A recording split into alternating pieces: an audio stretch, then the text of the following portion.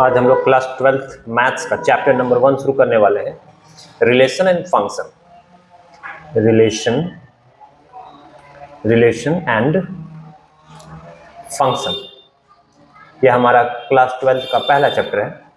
आमतौर पे लोग मैट्रिक्स से शुरू करते हैं, लेकिन हम लोग रिलेशन एंड फंक्शन से डायरेक्ट शुरू करेंगे और सीक्वेंस वाइज चलते रहेंगे, ठीक है। तो इस चैप्टर को शुरू करने से पहले कुछ क्लास 11 की चीजें याद कर लेते हैं, रिकॉल कर लेते हैं। रिलेशन के बारे में पहली बार हमें क्लास 11 में पढ़ने को मिला था, पहली बार। वहां पर हमने रिलेशन का इंट्रोडक्शन पढ़ा था। इंट्रोडक्शन में हमने पढ़ा था कि अगर कोई सेट हमारे पास दिया हुआ है E, ठीक है, एंड अनदर सेट हमारे पास दिया हुआ है B, सेट ए के जो भी मेंबर्स हैं, मान लेते हैं हमारे पास सेट ए के मेंबर 1 2 3, क्लियर, एंड बी के जो मेंबर्स हैं मान लेते 5 6 इस तरह का है, ठीक है। सेट ए का मेंबर बी के साथ में किस तरीके से कनेक्टेड है, ये देखिए। जिस तरीके से 1 बी से छोटा है, 2 बी से छोटा है, 3 बी से छोटा है, तो हम कह सकते हैं कि ए के सभी मेंबर्स बी से क्या है, छोटा है, कह सकते हैं। तो एक बात तो समझ में आया कि जो बी सेट है हमारा ए से बड़ा है, उसके मेंबर्स, हर एक मेंबर्स आपस में क्या है, बड़े, एक रिलेशन बन गया।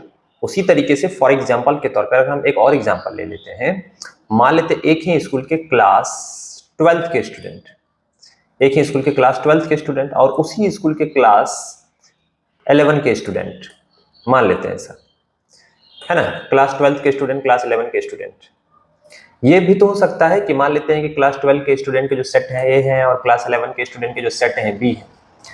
ये हो सकता है एक ही स्कूल के दोनों स्टूडेंट में कि ए बी का क्या हो, ब्रदर हो सकते हैं, हो भी ये भी सकता है, ए सिस्टर भी हो सकता है, सिस्टर भी हो सकता है, किसका, बी का, एज में छोटा भी हो सकता है, बड़ा भी हो सकता है। तो ये जो रिलेशन डिफाइंड हो रहे हैं एक मेंबर से दूसरे मेंबर के बीच में, दिस इज कॉल्ड रिलेशन। उसी तरीके से आगे बहुत सारे हमें ऐसे फंक्शन देखने को मिलेंगे जिसमें कि हम लोग रिलेशन को देखेंगे। फॉर एग्जाम्पल के लिए और एक मैं बता देता हूँ, एक और रिलेशन का एग्जाम्पल मैं लेता हूँ। फॉर एग्जाम्पल ये तो हो गया ना, रिलेशन को और समझने के लिए एक और एग्जांपल मैं लेता हूं और हमारे पास है वो एग्जांपल नंबर 1। और फिर से मान लेते हैं हमारे पास एक फंक्शन है, क्या फंक्शन दिया हुआ है, x, मान लेते हैं ऐसा, और दूसरा है हमारे पास f, x ये भी है लेकिन x+1 है, ठीक है। हम एक चीज देखते हैं कि जो x है इसमें जो भी वैल्यू रखेंगे, ये वाले इसको मान लेते हैं x1, इसको मान लेते हैं x2, ठीक है। अगर इस दोनों के बीच का रिलेशन हम लोग फाइंड आउट करने जाएंगे तो हमें एक बात पता चलेगा, fx1 का जो वैल्यू है वो fx2 के वैल्यू से हमेशा कितना आगे होगा, 1।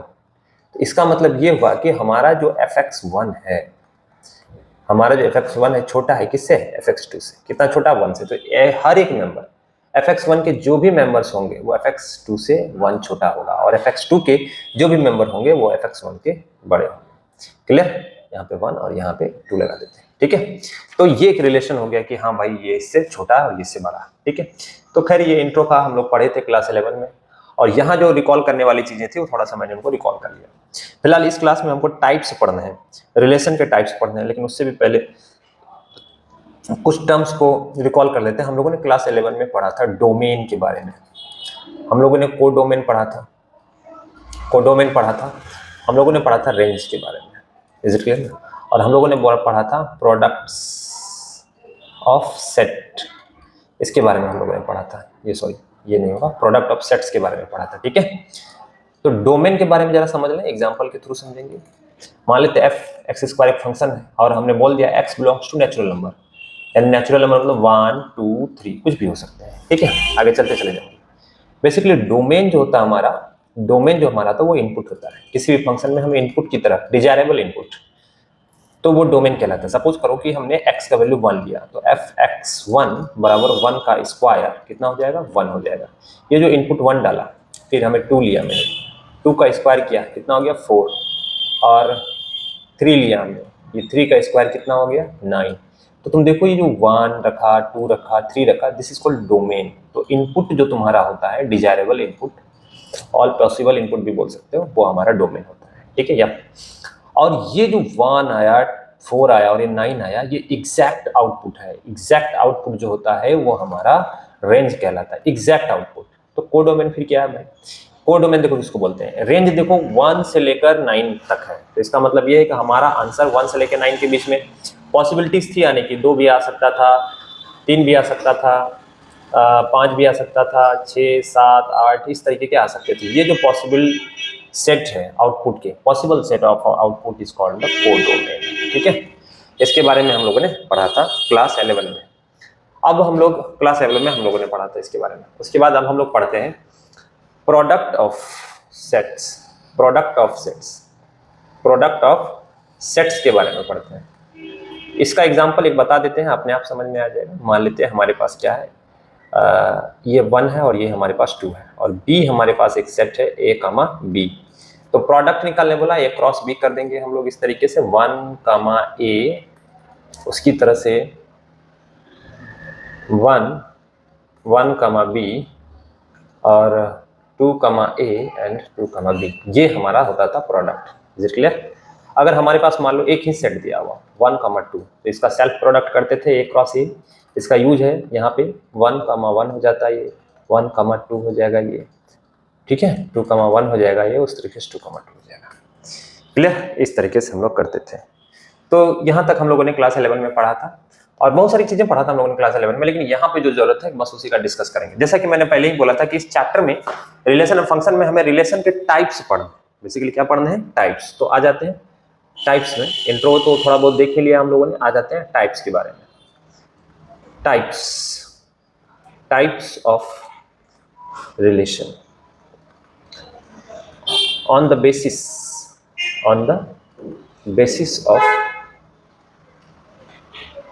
Product of sets. हाँ ठीक है, प्रोडक्ट ऑफ सेट्स के बेसिकली अगर मैं बोलूँ रिलेशन के जो टाइप्स होते हैं on the basis of the product of sets के, तो 2 तरह के होते हैं।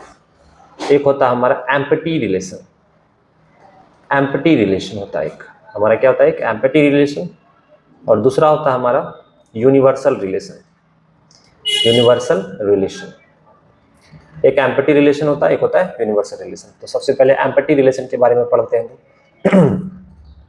एम्प्टी रिलेशन क्या होता है इसके बारे में जानते हैं। नाम से ही पता चलता है एम्प्टी रिलेशन, कोई रिलेशन नहीं, कोई रिलेशन नहीं, कोई रिलेशन ना होते हुए भी कुछ कुछ रिलेशन है। एम्प्टी रिलेशन को एग्जाम्पल के थ्रू समझे तो ज्यादा बेहतर है।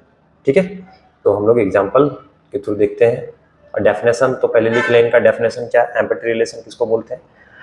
नाम से ही पता चलता है कि इसमें कोई भी गिवन सेट हो, उसका एक भी उस सेट से मेंबर मैच नहीं करेगा। देखते हैं, तो यहाँ पर डेफिनेशन अगर कोई लिखना चाहे तो लिख सकता है, नो एलिमेंट, वैसे जरूरी नहीं है डेफिनेशन, बस अंडरस्टैंडिंग जरूरी। No element of A is related to any element of A। मतलब A का जो सेट है उसी के सेट से कोई भी एलिमेंट रिलेट नहीं कर रहा होगा। और इसी चीज को हम लोग ऐसे लिखते हैं, R = 5 ये A क्रॉस A। जैसा कि मैंने बोला, जो हम पढ़ रहे हैं अभी, हम लोग क्या पढ़ रहे हैं, टाइप्स ऑफ रिलेशन पढ़ रहे हैं on the basis of the product of sets. ये जो सेट के प्रोडक्ट, ये सेल्फ प्रोडक्ट है, मतलब हमारे पास कोई सेट दिया हुआ, उसका सेल्फ प्रोडक्ट के जो मेंबर्स होते हैं इस गिवन सेट में, उसके सेल्फ प्रोडक्ट के सेट वाले जो मेंबर हैं उसमें एक भी मैच नहीं करेगा। उसी को हम लोग क्या बोलते हैं, एम्प्टी रिलेशन। क्या बोलते हैं, एम्प्टी रिलेशन। एग्जाम्पल से और समझेंगे। एग्जाम्पल लेते हैं, एक एग्जाम्पल सर से इजीली समझ में आ जाएगा। ठीक है, एक एग्जाम्पल यहीं पर डिस्कस कर लेते हैं। सपोज करो एक एग्जाम्पल है हमारे पास, हमने लिया सेट ए, ठीक है, A, B, इस तरह का सेट ए है, और रिलेशन जो हमें बोल रहा है फाइंड आउट करने का, इसके बीच में रिलेशन देखना है, X, Y, Z रिलेट करो। तो अगर हम देखेंगे कि पहली बात तो A क्रॉस A निकालेंगे तो हमारे पास क्या आएगा, A, B, B, A और B, B। और गिवन रिलेशन में ये X, Y, Z है और ये A, ये सब कहीं भी मैच नहीं कर रहा, नहीं करेगा मैच, तो हम कह देंगे एम्प्टी रिलेशन है। कौन सा रिलेशन है, एम्प्टी रिलेशन, एक भी मैच नहीं करेगा।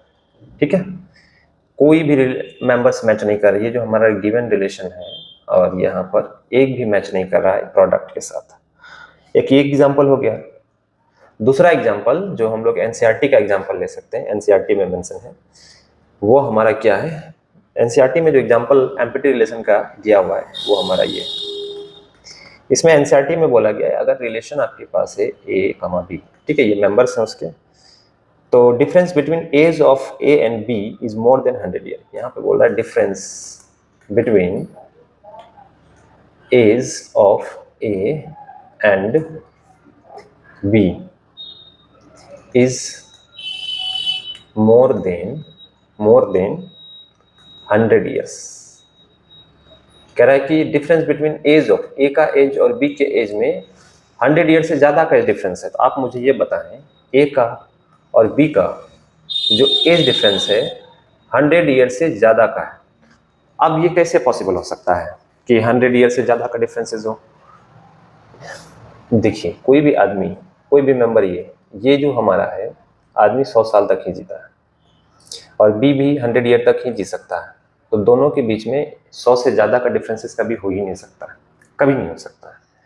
तो वही इसमें लिखा गया है कि difference between age of A, age मतलब मैक्सिमम अगर हम जाएंगे तो 100 ईयर कोई भी जी सकता है। अगर मोर देन 100 ईयर, इसका मतलब ये कि एक जो है 120 साल जी रहा होगा, 100 साल जी रहा होगा, तब भी दोनों के डिफरेंसेस नहीं आएंगे कभी भी, ठीक है। तो इस तरीके से अगर हम देखेंगे तो ए अगर कोई पर्सन है, बी कोई पर्सन है, दो पर्सन के बीच में कभी भी उनके बीच के जो एज गैप हो सकते हैं 100 ईयर से ज़्यादा नहीं हो सकता है। ये हो गया आपका एम्पैथी रिलेशन। तो एम्पैथी रिलेशन का मतलब कोई लॉजिक नहीं है, ए और बी के बीच में तो भाई 100 ईयर से तो एज गैप कभी हो ही नहीं सकता। 10 साल हो सकता है, 20 साल हो सकता है, लेकिन वो नहीं हो सकता, 100 ईयर से ज़्यादा नहीं हो सकता, क्योंकि एक आदमी की ज़िंदगी जो होती है 100 साल तक ही होती है, ठीक है। बात करते हैं दूसरे नंबर पर जो यूनिवर्सल रिलेशन की बात करते हैं। यूनिवर्सल रिलेशन क्या होता है? यूनिवर्सल रिलेशन का मतलब होता है उसमें तो एक भी एलिमेंट मैच नहीं करेगा। इसमें क्या होगा ना कि हर एक एलिमेंट उसके रिलेशन से मैच कर देगा। Each element of A is related to every element of A के सारे एलिमेंट उसके एलिमेंट से मैच कर जाएगा। इसको हम लोग अगर लिखना चाहेंगे तो ए प्रोडक्ट है, मतलब ए सेट दिया है, उसका कार्टेशियन प्रोडक्ट ऑफ सेट निकाल के दोनों में मैच कराएंगे तो मिल जाएगा। इसमें जो एग्जांपल की अगर हम बात करें, एग्जांपल हम इसमें से ले लें, एग्जांपल अगर हम लेना चाहें तो ले सकते हैं एग्जांपल। हमारा एग्जांपल क्या हो सकता है? ये एग्जांपल लेना चाहें तो एनसीईआरटी का एग्जांपल लेते हैं। Difference between age of A and B is less than 100 year. कह रहा है डिफरेंस बिटवीन, वही पुराना वाला जो अभी एग्जांपल लिया था, difference between the age of A and B less than 100 years. ये तो हो सकता है, हर आदमी, चाहे दो आदमी के बीच में 100 ईयर से लेस देन एज गैप हो ही सकता है। दुनिया में किसी भी आदमी को उठाएंगे, अगर उनके एज डिफरेंस निकालना चाहेंगे तो उसका एज डिफरेंस लेस देन 100 हो सकता है। ये हो गया हमारा यूनिवर्सल रिलेशन। तो ये जो दो टाइप हम लोगों ने पढ़ा, ये दोनों टाइप हमारा किससे रिलेटेड है? हमने जो ये दोनों टाइप बनाया, ये दोनों टाइप हम लोगों का है on the basis of the product of the set के प्रोडक्ट के बेसिस पर दो टाइप है, एम्पैथी रिलेशन और यूनिवर्सल रिलेशन। हम आगे और भी टाइप इसके पढ़ेंगे। चलिए आगे टाइप के बारे में और स्टडी